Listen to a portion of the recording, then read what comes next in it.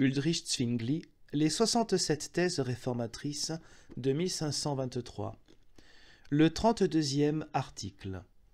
On ne peut bannir que celui qui fait scandale publiquement.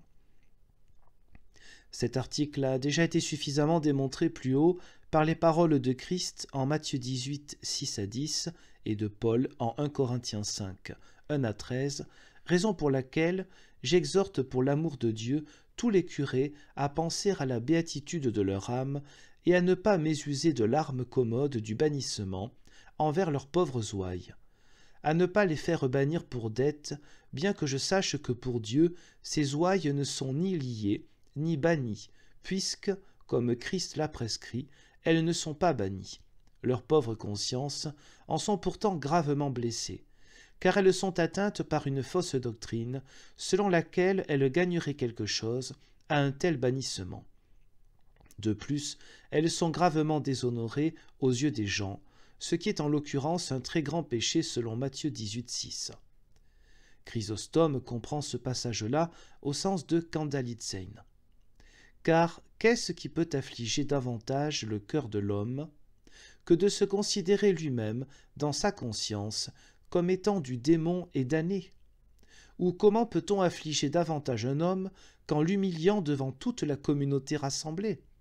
Ne voyez-vous pas, chers frères, que ceux qui mésusent du bannissement agissent plus impitoyablement et plus brutalement que les souverains séculiers? Ces derniers ne punissent personne publiquement, sauf celui qui s'est distingué par un grand crime. Et si la faute est avérée, ils enferment le fautif sans blesser sa conscience. Ce serait la blessure la plus grave, et sans l'humilier devant toute la communauté.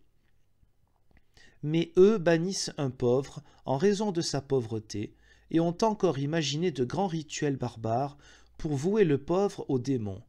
Et ils pratiquent ce jeu de fou devant toute la communauté, d'une manière telle qu'elle devrait susciter les rires plutôt que la peur.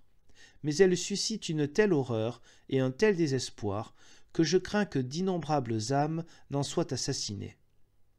Par contre, je vous exhorte derechef à bien jauger l'aspect salutaire du bannissement. Car qu'est-ce qui peut effacer le péché public et rendre meilleur si ce n'est le bannissement? Sois attentif. Si tu as dans ton église un adultère avéré qui scandalise toute la communauté, que peux-tu faire de plus sage que de commencer par l'avertir aimablement lui seul? S'il n'abandonne pas son vice, qu'y a-t-il de plus sage que de prendre avec toi un ou deux témoins et de l'entreprendre encore plus sérieusement? S'il ne renonce pas à son comportement, qu'y a-t-il de plus sage que le présenter à l'Église, c'est-à-dire à la communauté? C'est elle qui ensuite l'exclura et le reprendra en son sein, si et quand Dieu l'incitera à le faire. Il en va de même de tous les vices publics, qui sont donc d'une nature telle qu'on ne peut pas honorablement fermer les yeux sur eux. Car, comme nous sommes tous pécheurs, chacun doit pardonner à autrui et lui concéder quelque chose.